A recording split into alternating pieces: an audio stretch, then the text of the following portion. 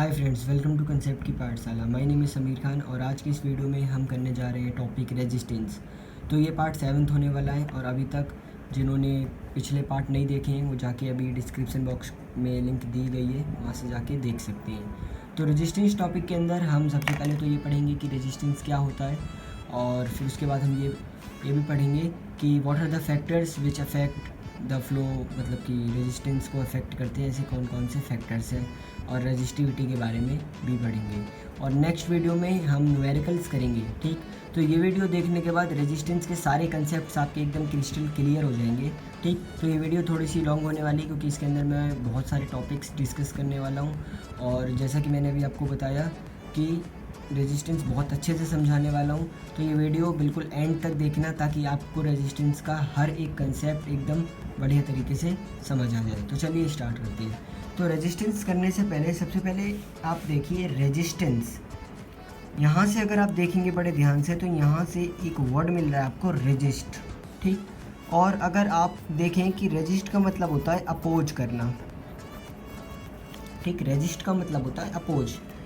तो रेजिस्ट का मतलब जब अपोज होता है इसका मतलब कि वो करंट को क्या कर रहा है, फ्लो ऑफ इलेक्ट्रिक करंट को अपोज कर रहा है।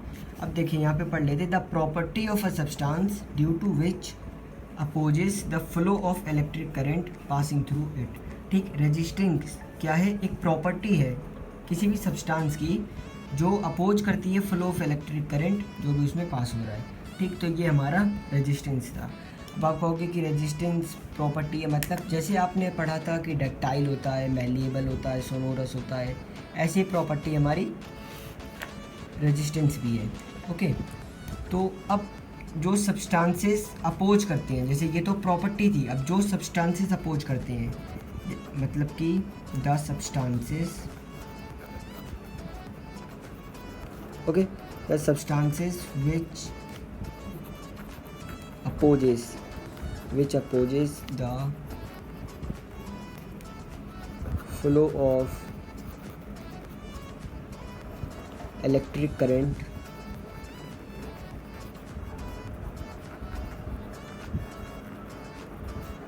are called resistors। ओके, तो अब हमने यहाँ पे क्या पढ़ा है कि रेजिस्टर्स क्या होते हैं। तो अब देखिए, the substances which opposes the flow of electric current are called resistors. ऐसे कोई भी सब्सटेंस आप ले सकते हो। ठीक, कोई सा भी सब्सटेंस जो फ्लो ऑफ इलेक्ट्रिक करंट को अपोज करता है हम उसको रेजिस्टर कहते हैं। फॉर एग्जांपल मैंने यहाँ पे एक बल्ब बनाया। ओके, मैंने एक बल्ब बनाया, इस बल्ब में आपने देखा होगा ठीक कुछ इस टाइप का मटेरियल लगा होता है बल्ब के अंदर। तो ये जो मटेरियल यहाँ पे लगा हुआ है ये हमारा होता है रेजिस्टर। ये क्या करता है, जो इसके अंदर इलेक्ट्रिक करंट फ्लो हो रहा है उसको अपोज करता है। ठीक, कहने का मतलब कि इलेक्ट्रिक करंट की जो स्पीड होती है फ्लोइंग की उसको क्या कर देता है, डिक्रीज कर देता है। ओके, तो अभी एक बार रिकॉल कर लेता हूँ मैंने कितना अभी तक समझाया है, उसके बाद अगले टॉपिक पे चलते हैं। मैंने बताया कि रेजिस्टेंस आप वर्ड से देख सकते हैं, रेजिस्ट आ रहा है, इसका मतलब कि अपोज करना। तो जो भी प्रॉपर्टी जिसकी वजह से सब्सटेंस इलेक्ट्रिक करंट को अपोज करता है, ठीक, जो भी उसमें पास हो रहा है उसको हम कहते हैं रेजिस्टेंस। ठीक, अब ऐसे सब्सटेंस जो फ्लो ऑफ इलेक्ट्रिक करंट को अपोज करते हैं, ठीक, which opposes the flow of electric current are called resistors. मैंने यहाँ पे आपको एग्जांपल दिया कि बल्ब में जिस टाइप का जो मटेरियल बिटवीन द बल्ब लगा होता है, ठीक, वो हमारा रेजिस्टर होता है। तो चलिए अब चलते हैं अगले टॉपिक पे। अब कर लेते हैं हम कि सिंबल ऑफ रेजिस्टेंस।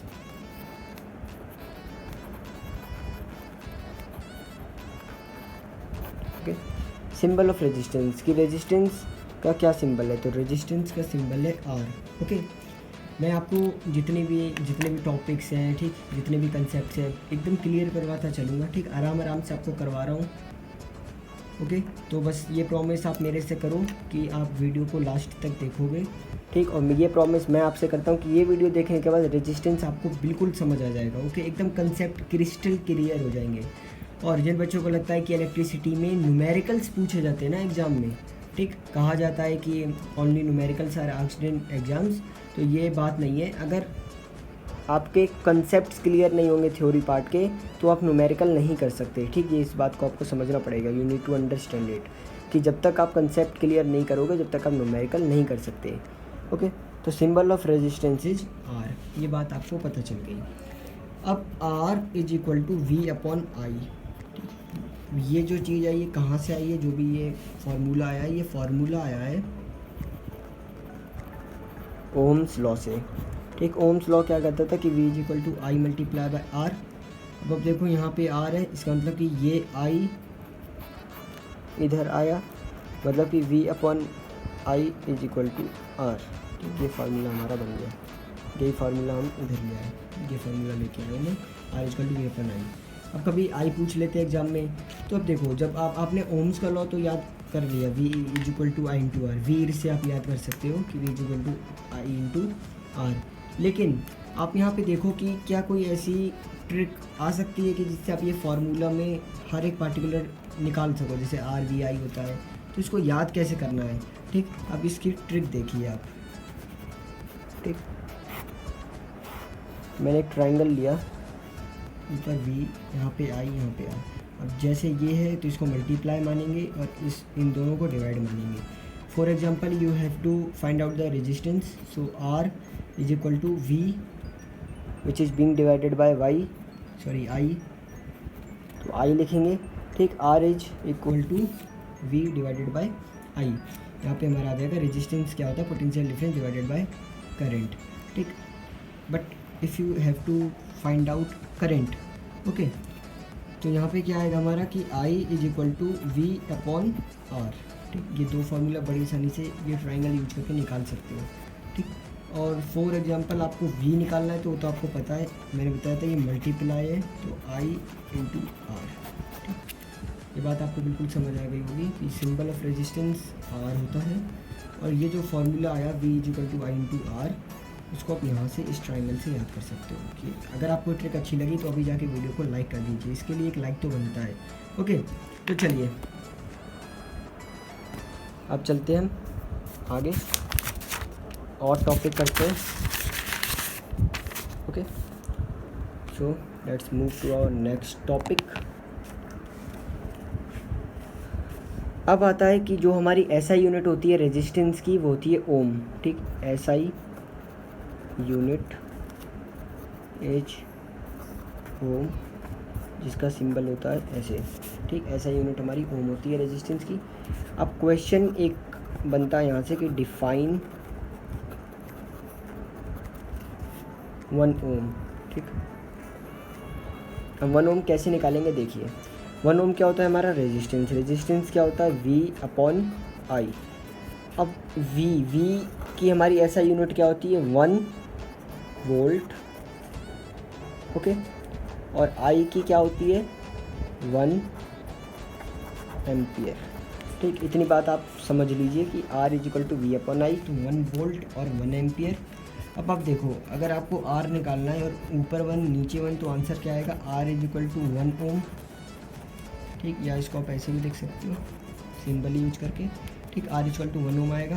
आपने अगर ऐसा किया कि R is equal to 1 volt upon 1 ampere, 1 upon 1 ohm और 1 ओम, आप सिंबल भी यूज कर सकते हो, आप ऐसे भी लिख सकते हो, ऐसे भी लिख सकते हो। ओके, तो अब ये पूछ रहे डिफाइन 1 ओम, तो ये तो हमारा फार्मूला था। ठीक, ऐसे 1 ओम आएगा। अब इसको हम लिख कैसे कर सकते हैं, अब ये देखिए R is equal to V upon I था, हम यहाँ पे क्या लिख सकते हैं कि वैन, ये डेफिनेशन है, when 1 volt of potential difference, when 1 volt of potential difference, okay, is applied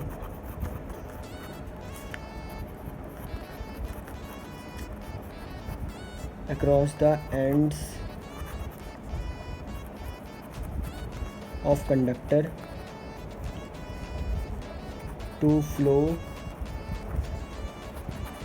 1 ampere current, then the resistance offered is 1 ohm। Okay, अब आप यहाँ देख सकते हो कि मैंने क्या लिखा है यहाँ पे, 1 मिनट। ओके, कि when 1 volt of potential difference is applied across the ends of conductor to flow 1 ampere current then the resistance offered is 1 ohm. ठीक, ये बात जो आई ये हमारा 1 ओम है। ओके, 1 ओम अगर आपका आता है क्वेश्चन आता है कि डिफाइन 1 ओम, तो आप क्या लिखोगे कि when 1 volt of potential difference is applied across the ends of conductor, potential difference हमेशा एंड्स ऑफ कंडक्टर में अप्लाई होता है, टू फ्लो 1 एम्पियर करंट। ठीक, 1 एम्पियर करंट फ्लो करने में रेजिस्टेंस ऑफर्ड इज 1 ओम। अब 1 एम्पियर करंट है, 1 वोल्ट है, मैंने बता दिया 1 वोल्ट 1 एम्पियर लोगे, मैंने अपना 1 ओम मानेगा। ठीक, मैंने आपको शो करके भी दिखा दिया, और यहाँ से आप डिफाइन 1 ओम बड़ी आसानी से कर सकते हैं। तो चलिए अब आगे चलते हैं और अब पढ़ेंगे हम। अब हम कौन सा टॉपिक करेंगे कि कौन कौन से फैक्टर्स है, which are the factors which affect the resistance of the conductor. Okay, तो हम अब पढ़ने जा रहे हैं factors affecting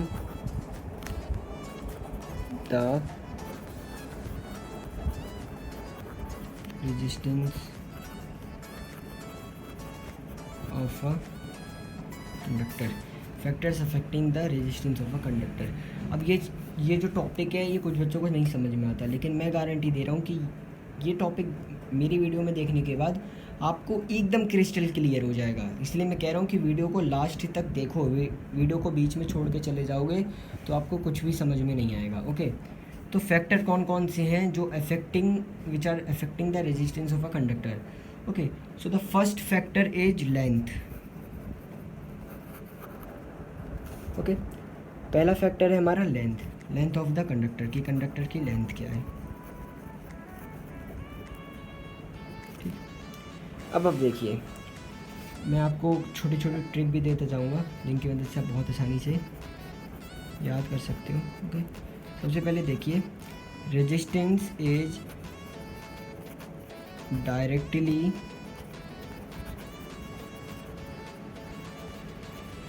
proportional to the resistance is directly proportional to the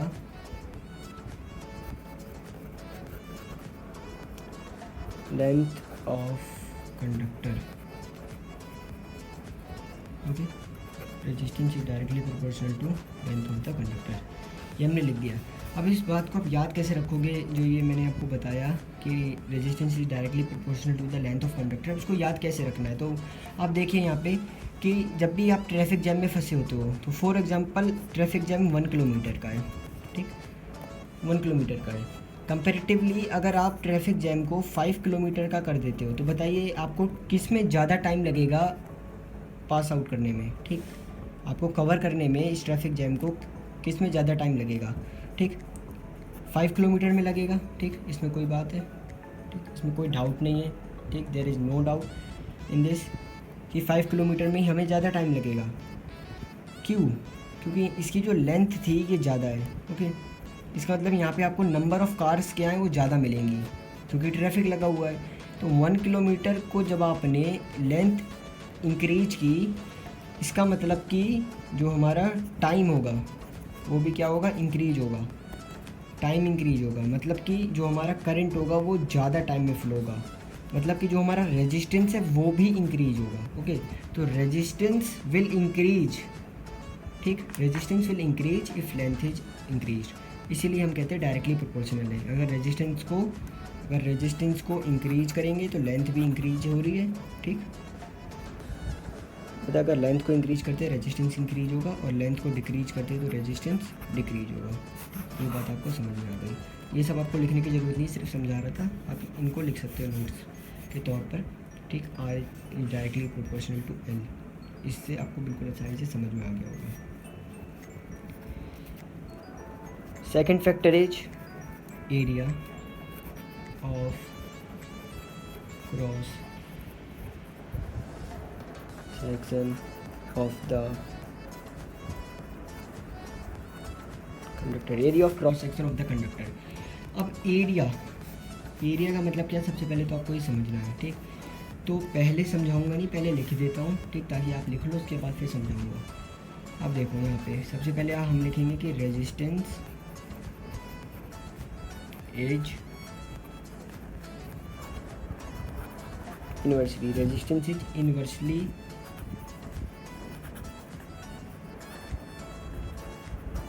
proportional, resistance is inversely proportional to the area of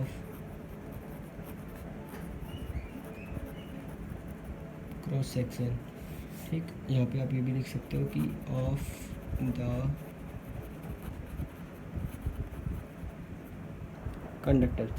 area of cross section में क्या है कि इन्वर्सली प्रोपोर्शनल, मतलब 1/a इन्वर्सली प्रोपोर्शनल है। Okay, resistance is inversely proportional to the area of cross section of the conductor. जो हमारा wire होता है, ठीक, वायर हमेशा सिलेंड्रिकल में होता है। ठीक, वायर जो हमारा होता है हमेशा सिलेंड्रिकल में होता है। तो ये हमारा क्या होता है, ये वाला पार्ट, ठीक, इसका एरिया, ठीक, इसका एरिया हमारा एरिया ऑफ क्रॉस सेक्शन होता है। तो अगर हम क्या करेंगे, एरिया को बढ़ाएंगे तो रेजिस्टेंस कम होगा। अब आप कैसे समझ सकते हो कि फॉर एग्जांपल कि आपने 1 किलोमीटर की लेंथ का ट्रैफिक लिया। ठीक, मैं ट्रैफिक से इसलिए समझा रहा हूँ क्योंकि वो कार होती है, कार करंट के तौर पे कि कार कितनी तेज़ जा रही है। तो आप देखो, अगर आपने 1 किलोमीटर का लेंथ ली है ट्रैफिक की, तो अगर आपने रोड इतना लिया है, ओके, रोड इतना लिया है, तो जो भी कार जा रही हैं वो किसी टाइम की, कितने भी टाइम में जा रही हैं, ठीक, आपने उस टाइम को ले लिया। अगर मैं इसको बढ़ा दूंगा, अगर मैं एरिया को बढ़ा देता हूँ, ठीक, और 1 किलोमीटर का लेता हूँ, तो क्या उतनी कार अब जल्दी जाएंगी? ठीक, टाइम लेस टेक करेंगी ना, they will take less time to go, तो ट्रैफिक जल्दी ख़त्म हो जाएगा। इसका मतलब करंट जल्दी चला जाएगा क्योंकि उनको ज़्यादा टाइम मिल गया। ओके, तो जो भी हमारा resistance is inversely proportional to the area of cross section of conductor. अगर हम एरिया बढ़ाएंगे तो हमारा रेजिस्टेंस कम हो जाएगा। ठीक, अगर हम एरिया बढ़ाएंगे तो रेजिस्टेंस कम हो जाएगा, और एरिया कम करेंगे तो रेजिस्टेंस बढ़ जाएगा। ये बात आपको यहाँ से पता चलेगी। ओके, ये दो फैक्टर थे, ये हमने पता लगा लिए कि R is directly proportional to length पहला, और दूसरा R is directly indirectly proportional to inversely proportional to 1 area of the cross section. Okay, यहाँ तक कोई भी दिक्कत नहीं, आगे चलते हैं। ठीक, अगर आपको कैसी भी कोई भी डाउट है, कैसा भी है, तो आप जाके अभी कमेंट बॉक्स में डाल सकते हैं। ठीक, जैसे मुझे टाइम मिलेगा मैं आपकी क्वेरी को सॉल्व कर दूँगा। ओके, अब पढ़ते हैं हम थर्ड फैक्टर है nature of material of conductor. Nature of material of conductor मतलब कि नेचर कैसा है उसका। ठीक, यहाँ पे देखो कंडक्टर्स जो होते हैं हमारे, ठीक, कंडक्टर्स जो होते हैं उनमें क्या होता है, रेजिस्टेंस जो होता है वो लेस होता है। ठीक, मतलब कि लो रेजिस्टेंस ऑफर करते हैं। वहीं पे जो हमारे इंसुलेटर्स होते हैं, वो क्या करते हैं, हाई रेजिस्टेंस ऑफर करते हैं। ओके, तो नेचर भी हमारा अफेक्ट करता है कि जो हमारा रेजिस्टेंस होगा वो कैसा होगा। ठीक, अब मैं यहाँ पे जैसे फॉर एग्जांपल सिल्वर आप ले लो। ठीक, सिल्वर आप ले लो, तो सिल्वर जो रेजिस्टेंस ऑफर करता है वो 1.6 मल्टीप्लाई बाई 10 की पावर -8 ओम ऑफर करता है।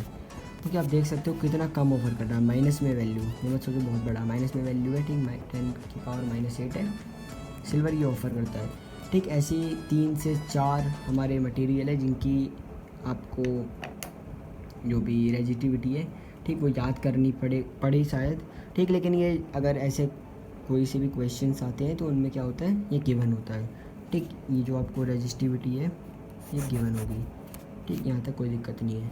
ऐसे और है, जैसे फॉर एग्जांपल आप ले सकते हो गिलास का। ठीक, आपको पता है गिलास एक हाई रेजिस्टेंस ऑफर करता है, 10 टू पावर 10, ओके, टू 10 की पावर 4 ओम मीटर। ठीक, हाई ऑफर कर रहा है ना, आपने देखा हाई ऑफर कर रहा है। ओके, तो ऐसे ही ये सब आपको क्वेश्चंस में गिवन होगा, तो इनको याद करने की ज़रूरत नहीं है, सिर्फ कंसेप्ट समझ लीजिए ताकि एग्जाम में आप जल्दी से क्वेश्चन सॉल्व कर सकें। ओके, चलिए तो आगे चलते हैं।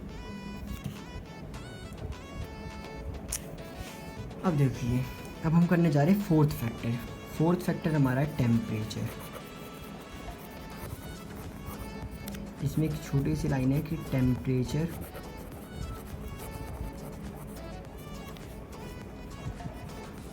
इंक्रीजेस विद इंक्रीज इन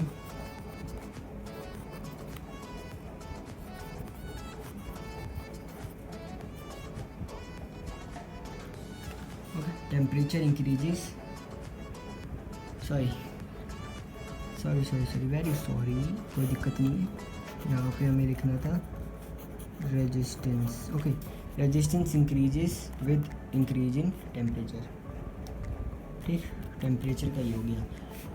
अब हम बनाएंगे एक फार्मूला, डेरिव करेंगे फार्मूला। उस फार्मूला को डेरिव करने के लिए आप बड़े ध्यान से देखिए, आपको बिल्कुल एकदम बढ़िया तरीके से फार्मूला डेरिव करना आ जाएगा। अब देखिए, मैंने अभी आपको बताया कि R is directly proportional to L। कोई दिक्कत यहाँ तक कोई भी दिक्कत नहीं है। ठीक, मुझे पता है कोई भी दिक्कत नहीं है अभी तक। अगर कोई है तो जाके कमेंट बॉक्स में डाल दो, कोई दिक्कत नहीं, मैं वहाँ से आपकी बिल्कुल सॉल्व करूँगा कमेंट में। R is directly proportional to L, और आपको ये भी पता है कि R is inversely proportional to 1 upon area of cross section. ठीक, ये भी पता है आपको।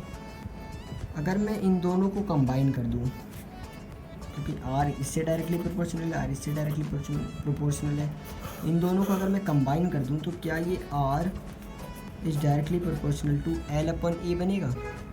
ओके, अगर मैं प्रोपोर्शनलिटी का साइन हटाऊं तो एक कांस्टेंट से मल्टीप्लाई करना है।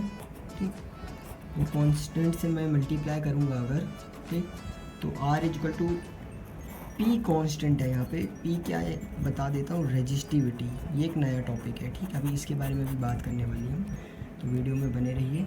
ठीक, और समझते रहिए, कंसेप्ट अपने क्लियर करते रहिए। ओके, ये रेजिस्टिविटी है, ये क्या है, कांस्टेंट है। ठीक, कांस्टेंट ऑफ प्रोपोर्शनलिटी है, हमने यहाँ कांस्टेंट लिख दिया, आगे करवाएंगे तो लिख देंगे प्रोपोर्शनलिटी।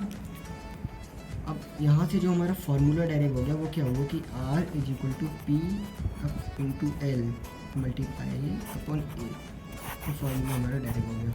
ठीक, इस फार्मूला को डायरेक्ट करने में बहुत सारे बच्चों को दिक्कत होती है कि फार्मूला डायरेक्ट कैसे हो गया। मैंने आपको बता दिया कि R लेंथ के डायरेक्टली प्रोपोर्शनल था और R 1 upon area of cross section था, मतलब कि इन्वर्सली प्रोपोर्शनल था।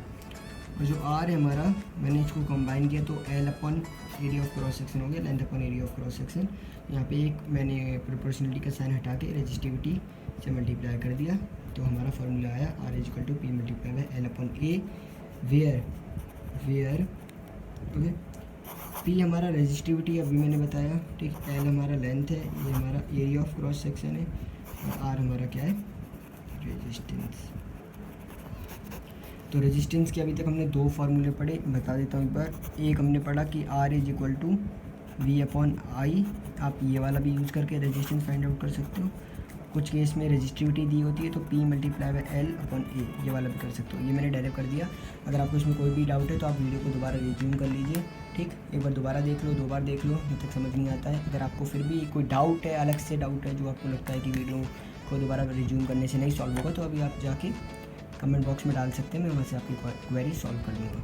ओके, तो ये हमने पढ़ लिया। टेम्परेचर था और एरिया ऑफ क्रॉस सेक्शन और आपका लेंथ। ठीक, जो भी हमारे क्या करते हैं, ये सारे फैक्टर्स हैं जो भी हमारे रेजिस्टेंस को अफेक्ट करते हैं।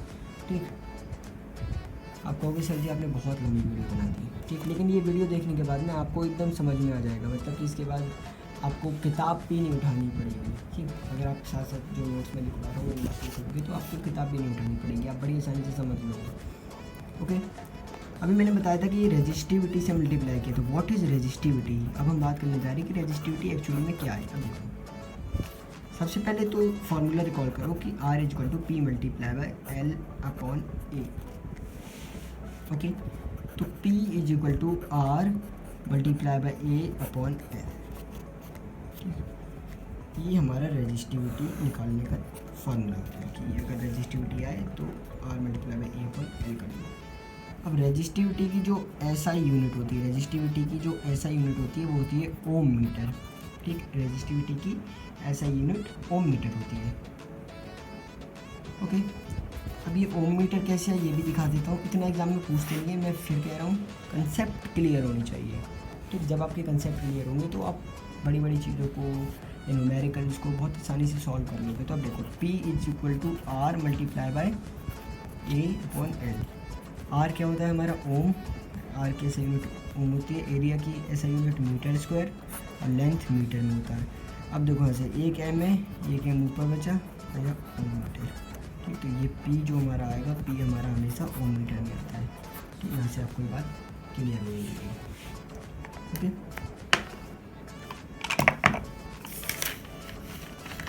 ठीक, अब चलते हम एक बार रिकॉल कर लेते हैं कि अभी तक हमने क्या क्या पढ़ा। तो यहाँ पर मैं सब रिकॉल करवा देता हूँ। तो आज हमने पढ़ा रेजिस्टेंस। ठीक, आज हमने क्या पढ़ा? आज हमने पढ़ा रेजिस्टेंस। रेजिस्टेंस में मैंने आपको बताया कि रेजिस्टेंस में एक वर्ड है रेजिस्ट, जो इसका मतलब होता है अपोज करना। ठीक, जो कि इलेक्ट्रिक करंट को अपोज करता है, मतलब कि उसकी जो स्पीड है उसको डिक्रीज कर देता है। ठीक, इसके बाद हमने पढ़ा कि रेजिस्टेंस का जो फार्मूला होता है वो R = V/I होता है, ये भी हमने पढ़ा। तो ये फार्मूला आपको याद रखना है, न्यूमेरिकल्स में बहुत पूछा जाता है। ठीक, अब मैं आपको ऐसे रिकॉल करवा देता हूँ। ओके, मैं आपको ऐसे रिकॉल करवा देता हूँ, नहीं तो एक काम करके, ठीक, कोई दिक्कत नहीं है। अब देखो मैंने आपको बताया था रेजिस्टेंस, जिसका मतलब होता है अपोज करना, the property of a substance due to which it opposes the flow of electric current passing through it. मैंने आपको बहुत अच्छे से एक्सप्लेन कर दिया। ठीक, जो सब्सटेंसेस अपोज करते हैं फ्लो ऑफ इलेक्ट्रिक करंट को, उनको रेजिस्टर्स बोलते हैं। ठीक, ये एग्जांपल ऑफ रेजिस्टर मैंने बताया था। बल्ब के जो बिटवीन में मटेरियल होता है क्या होता है? रेजिस्टर होता है। सिंबल ऑफ रेजिस्टेंस बताया था R होता है। ठीक, R = V/I। मैंने एक ट्रिक दी थी, मैंने कहा था कि अगर आपको ये ट्रिक लगी हो कि बहुत अच्छी है, इससे आप एग्जाम में बहुत जल्दी क्वेश्चन सॉल्व कर सकते हैं, तो लाइक करना। ठीक, उम्मीद है कि आप सबने लाइक की होगी वीडियो को। ठीक, तो यहाँ पे ट्रिक मैंने दी थी, जिसकी वजह से आप बहुत आसानी से निकाल सकते हैं। ठीक, अगर आप से R फाइंड आउट करने को बोला तो V/I कर दोगे, I फाइंड आउट करने को बोला तो V/R कर दोगे। ठीक, तो ऐसे आप बहुत आसानी से फाइंड आउट कर सकते हो। इसके बाद मैंने आपको बताया था कि ऐसा यूनिट ओम होती है। ठीक, ओम होती है ऐसा यूनिट, डिफाइन 1 ओम। तो मैंने बताया था कि V/I होता है रेजिस्टेंस, तो रेजिस्टेंस को 1/1 लिए तो 1 हो जाएगा।